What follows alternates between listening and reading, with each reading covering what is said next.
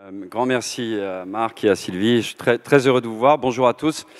Pour ceux qui voulaient déjeuner maintenant, c'est cuit. Donc vous devrez attendre 5 minutes de plus. Une seule promesse, c'est que je vais être très rapide puisqu'il fait chaud et qu'on a tous faim. Alors, hier après-midi, quand on m'a demandé, c'était antérieur à ça, mais je n'ai pu m'y mettre que hier après-midi, de parler d'un peu d'innovation européenne, il faut que je trouve le truc qui consiste à avancer. Je crois qu'il faut appuyer là. J'ai réfléchi quelques minutes avant de vous parler du livre, évidemment, mais donc si c'est le bouton au milieu, c'est ça, non? C'est ça. Voilà. Bon, je voulais être bien sûr qu'on soit d'accord sur ce dont on allait parler. Donc en fait, ça c'est un article, c'est Larousse. Oui, alors évidemment, action d'innover. Bon là, ils se sont pas foulés ce jour-là chez Larousse. Son résultat, l'innovation technique, jusque-là, c'est incroyable. Puis alors, avoir horreur des innovations, je tenais à partager ça avec vous parce que je ne suis pas sûr que cette définition-là apparaisse dans des dictionnaires autres qu'un dictionnaire français. C'est assez impactant. Bon, introduction, je vous passe le reste, vous êtes tous des spécialistes, ensemble du processus qui se déroule depuis la naissance d'une idée jusqu'à sa matérialisation. Là, ça devient intéressant parce que tout le monde confond invention avec innovation ou avoir une bonne idée, et forcément, si on ne parle pas de la même chose, on est déjà complètement à côté de la plaque. Et puis la dernière phrase qui est peut-être intéressante parce que elle a un effet, ma foi, aussi sociétal. Donc le slide suivant ne sert à rien, comme ça on pourra aller déjeuner beaucoup plus rapidement, puisque c'est un slide qui est donc sur les inventions, qui consiste à créer quelque chose de nouveau, mais il est intéressant pour voir à peu près en Europe où on se situe. Alors c'est un slide, c'est intéressant, de 2017, publié par le journal La Croix. Et il est évidemment aujourd'hui plus du tout valable, et ce qui donne une idée de la rapidité invraisemblable de l'évolution, c'est que la Chine, que vous voyez ici en bas à droite, eh bien ma foi, d'ici 3 ans, aura dépassé les États-Unis en termes de nombre de brevets. Mais il y a de l'espoir, parce que quand on regarde les petits pays à gauche, dont on reparlera juste après, c'est assez remarquable. Et puis 2 pays qui me tiennent particulièrement à cœur, l'Allemagne et la France, qui, si on devait les mettre ensemble et s'ils travaillaient un peu plus souvent ensemble, seraient beaucoup plus forts. Alors maintenant qu'on est d'accord plus ou moins sur le terme d'innovation, je voudrais savoir de quoi on parle quand on parle d'innovation européenne, parce que l'Europe, le général de Gaulle disait l'Europe, tout le monde connaît ça, mais enfin l'Europe c'est une géographie, on ne peut pas parler d'innovation asiatique, américaine, africaine, ou dans le pôle Nord ou dans le pôle Sud, donc ça ne veut rien dire. L'Europe c'est éventuellement une idée, c'est plutôt, on parle d'une innovation de l'Union européenne en tant que puissance économique. Pardon de ce petit rappel, mais je voulais être sûr qu'on parlait bien donc de ces 2 sujets. Maintenant, si on parle d'innovation européenne, forcément, en 2019, on ne peut pas faire l'abstraction de la révolution digitale. C'est là-dessus que ça se passe. Ça ne veut pas dire que dans d'autres métiers, il n'y a pas d'innovation, mais c'est quand même le grand driver du cycle économique actuel. Et si on parle de révolution digitale, ma foi, eh bien, il faut parler de nos petits voisins américains et puis, évidemment, chinois. Alors, le logo en bas à droite, c'est Xiaomi, donc pour ceux qui ne comprennent pas le logo. Donc, si on était tout seul en Europe, ça irait, mais on a à faire face à ça, et jusqu'à présent, en Europe, on a un peu raté le train, en tout cas de cette première révolution digitale. Peut-être qu'on rattrapera le deuxième. C'était important également, sans doute, de le souligner. Alors, la question quand même fondamentale, puisque quand on parle d'innovation, on est un peu sur la défensive en ce moment par rapport à ces 2 gros blocs-là. Et d'être sur la défensive, ce n'est pas forcément une bonne chose, parce qu'on peut aussi regarder l'innovation de manière offensive, avec enthousiasme, énergie, sans se comparer en permanence aux 2 géants qu'on a vus, mais tout de même. Alors là, si je continue à appuyer correctement, oui, alors en Europe, qu'est-ce qu'on peut faire? Vous avez un jeu de loi européen qui a été créé d'ailleurs par l'Union européenne, c'est assez intéressant. On peut effectivement, de la case départ jusqu'à la case arrivée, on s'aperçoit qu'il y a 28 cases, elles sont toutes aussi intéressantes, passionnantes et qualitatives les unes que les autres, mais enfin c'est un petit peu compliqué de les avoir tous ensemble. On a également actuellement dans l'actualité quand même un grand pays de l'Union européenne qui a décidé de se passer de nos services, en tout cas peut-être, on verra d'ici la fin de l'année, l'avenir le dira. On a également aussi une grande tendance en Europe à l'heure actuelle à ce que chacun récupère ses étoiles et rentre avec chez soi, c'est la grande tendance aussi du moment. Donc, je ne suis pas sûr de la grande qualité, si vous voulez, de celui-ci. Je n'avais pas mes lunettes quand je l'ai choisi, mais je crois qu'il s'agit de constellations stellaires Et visiblement, Bruxelles a sa propre constellation. Alors, qu'est-ce qui nous manque? Qu'est-ce qui nous manque? Qu'est-ce qu'on peut faire? Ben moi, je serais tenté de dire, parce que j'ai envie de partager un peu de mon enthousiasme et de ma conviction avec vous, c'est qu'on n'a qu'à faire comme les autres, ce qu'ils ont fait pendant des années, copier, coller. Ils nous ont tellement bien copié et collé qu'ils nous ont dépassés. Donc, si on regarde les deux géants qu'on avait vus tout à l'heure, qui nous font tous très peur, eh bien, pourquoi on ne s'inspirerait pas de l'incroyable organisation chinoise et de leur invraisemblable ambition? Je rappelle qu'en 2049, pour fêter donc le centenaire, si j'ai bien appris ma leçon, de l'indépendance et donc de la prise de pouvoir par Mao en Chine, la Chine a tout simplement décidé de devenir le numéro 1 mondial. Je ne sais pas si ça vous arrive, vous, le matin, en vous levant, de vous dire « moi, en 2049, je serai le leader mondial », mais eux, oui, ils le font, et ils vont le faire. Bon, du côté américain, il y a quand même quelque chose qu'on ne peut pas leur enlever, c'est leur invraisemblable énergie et leur incroyable enthousiasme. Ils font face à tout. Donc pourquoi s'embêter? Il suffit de copier ceux qui sont les leaders actuellement sur les sujets de révolution digitale. Mais on peut s'inspirer aussi des petits pays dont on ne parle jamais. Et là, c'est là où je parle du club de l'innovation, parce que forcément, la semaine dernière, on était en Scandinavie, et le drapeau qui a, ma foi, ici, c'est celui de la Finlande.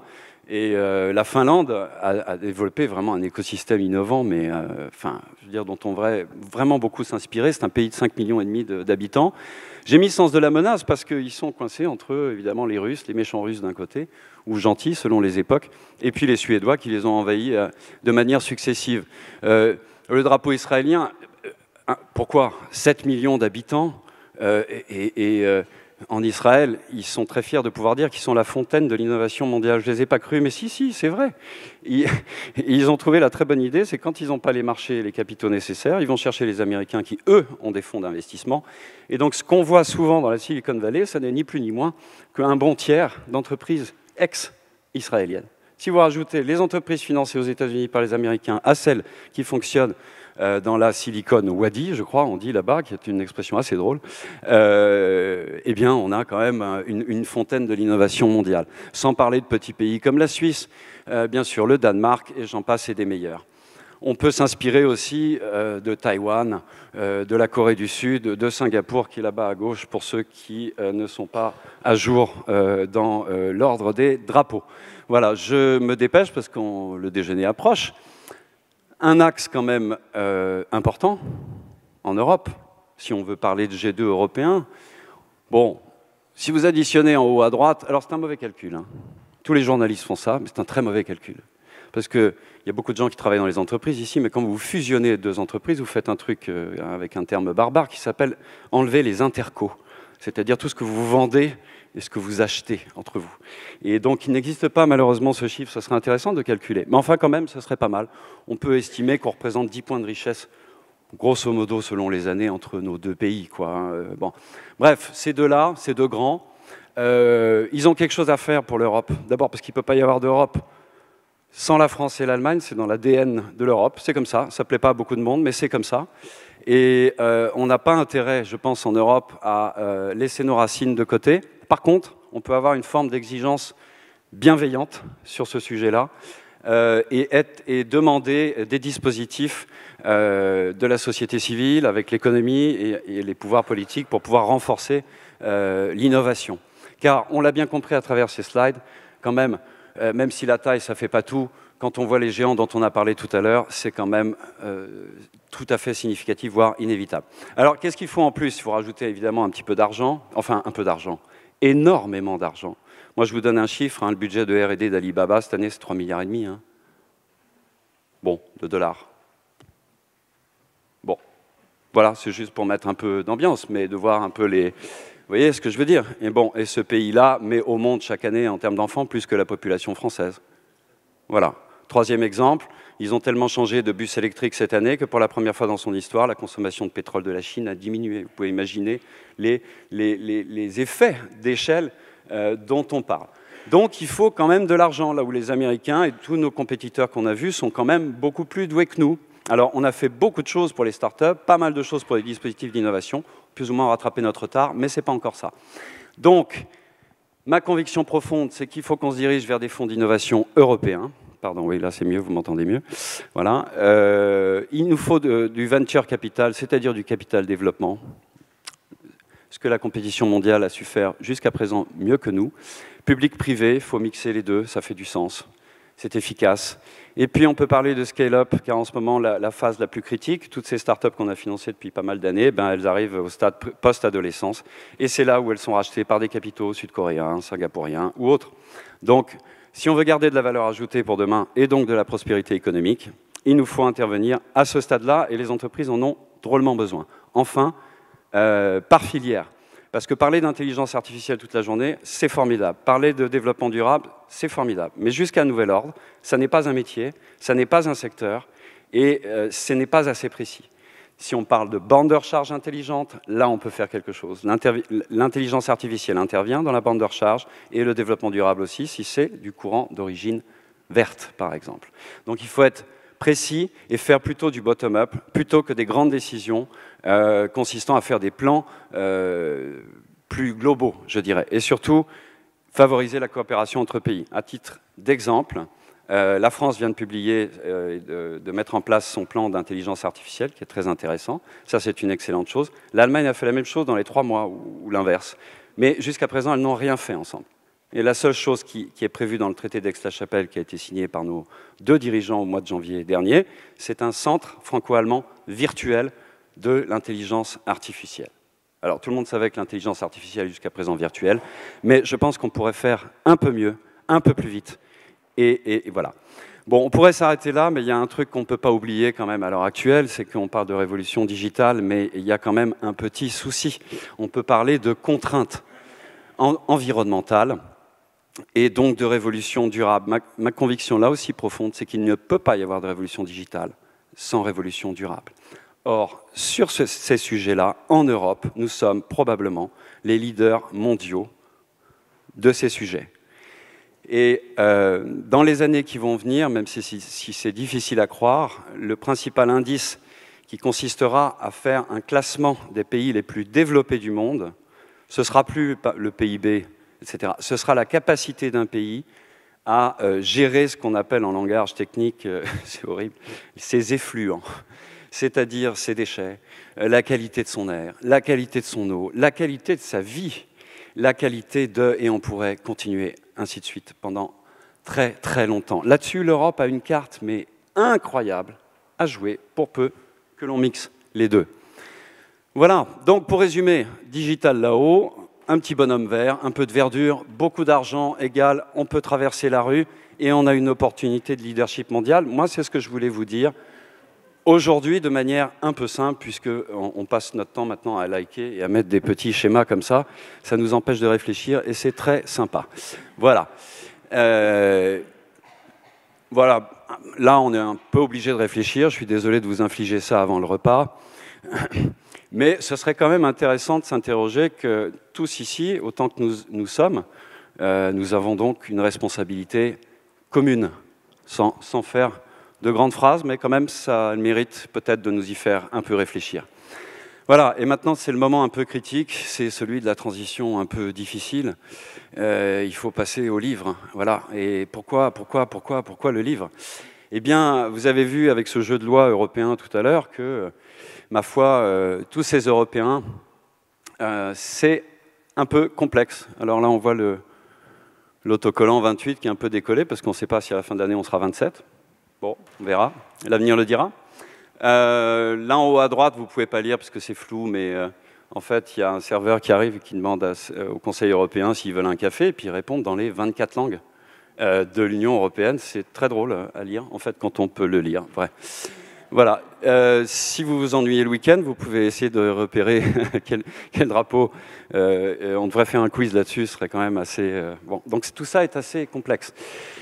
Voilà, et c'est comme ça que m'est venue l'idée. Je me suis dit, mais ces drôles de pays, ils me font penser à des drôles de personnages. Et si on devait imaginer que l'Europe, ma foi, notre monde occidental à nous, était une avenue imaginaire, ben on l'appellerait l'avenue de l'Atlantique. Là, on est du côté pair. Du côté impair, vous avez la Maison Blanche, vous avez une mairie qui symbolise l'ONU.